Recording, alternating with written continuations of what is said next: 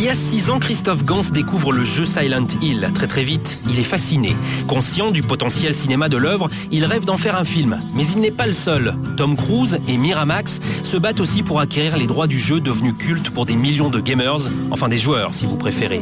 Cependant, l'éditeur du jeu reconnaît en lui un vrai fan et il lui cède les droits pour l'adaptation. Voici donc les premières images de cet événement.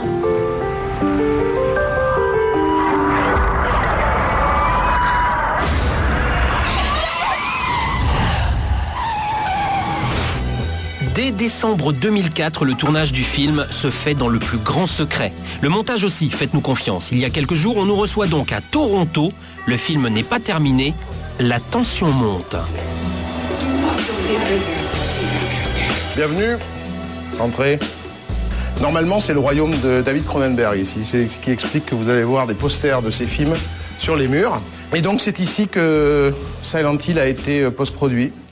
Donc, ça n'a rien de glam comme ça, mais le fait qu'on travaille dans les bureaux de David Cronenberg, c'est plutôt sympa. Suivez-moi. J'ai 50 jours pour finir le film et comme vous pouvez voir, on passe d'une pièce à l'autre pour faire les couleurs, le son, finir le montage, introduire les effets spéciaux, tout ça fait en même temps. On est un petit peu à la bourre, le film sort quand même. Ah, vous entendez la sirène de Silent Hill, la fameuse sirène qui avertit que les ténèbres recouvrent la ville.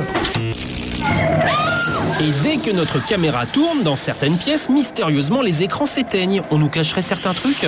Heureusement, il y a le son. Ce que vous venez d'entendre, c'est la mort d'un des personnages du film.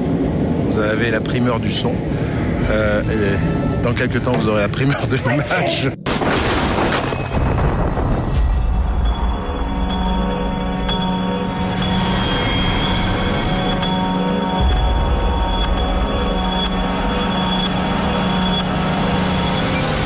Adapter un jeu comme Silent Hill, c'est presque un carnet de voyage. C'est presque, en fait, expliquer quelles ont été mes sensations lorsque j'ai voyagé dans Silent Hill. J'avais une mission de passeur dans ce film qui était d'arriver à transporter auprès du grand public une partie de la mythologie de Silent Hill sans pour autant offusquer les fans. Sharon! Je comprends pas ce qui se passe. Vous savez ce qui se passe, vous? C'est le roi, il coupe. Seule la force obscure peut ouvrir et fermer la porte de Silent Hill. On était confronté à la beauté de l'image 3D, de celle du jeu, mais qu'il fallait lui donner une vérité en les détails, qui englobe un univers complet. Il n'existe pas d'horreur. Et ce qui est intéressant avec Silent Hill, c'est que c'est une aventure dans une ville qui est entièrement plongée dans l'horreur.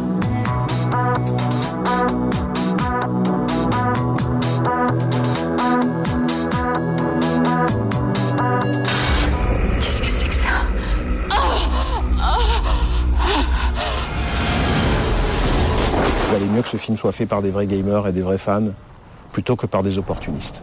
Et une chose qui est sûre, c'est que ce film n'a pas été fait par des opportunistes.